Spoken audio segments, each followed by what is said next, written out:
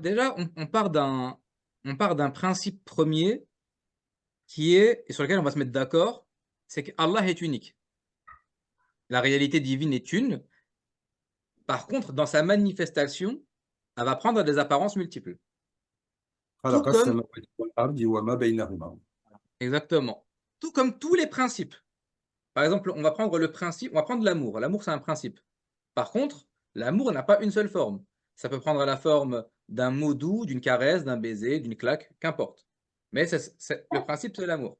Tous les principes sont informels et se manifestent sous plein de formes. Eh bien, le principe suprême, c'est le divin. Il est unique, il se manifeste sous plein de formes. Jusque-là, vous me suivez? Voilà. Toutes ces formes, elles ont des points entre eux qui sont relativement communs.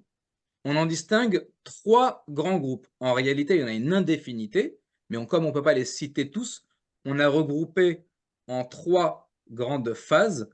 C'est ce qu'on appelle le domaine cosmologique. J'explique après les termes. Cosmologique, ontologique et enfin métaphysique. Le domaine cosmologique, ça va être la manifestation de la réalité divine sous sa forme la plus terminée, la plus grossière, la plus formelle, la plus dure. Ok? Materia prima. C'est ça, c'est la substance pure de la divinité. Ensuite, au-dessus, on a le divin un peu plus universel, on va dire.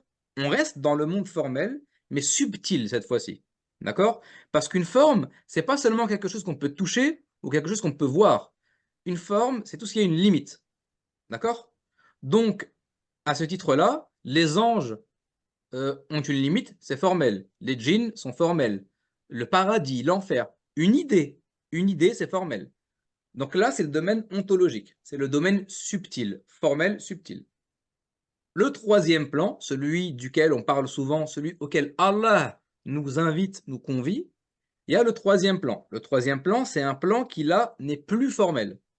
Il n'a pas de forme et il est purement intellectuel, donc spirituel. اللهم صل على محمد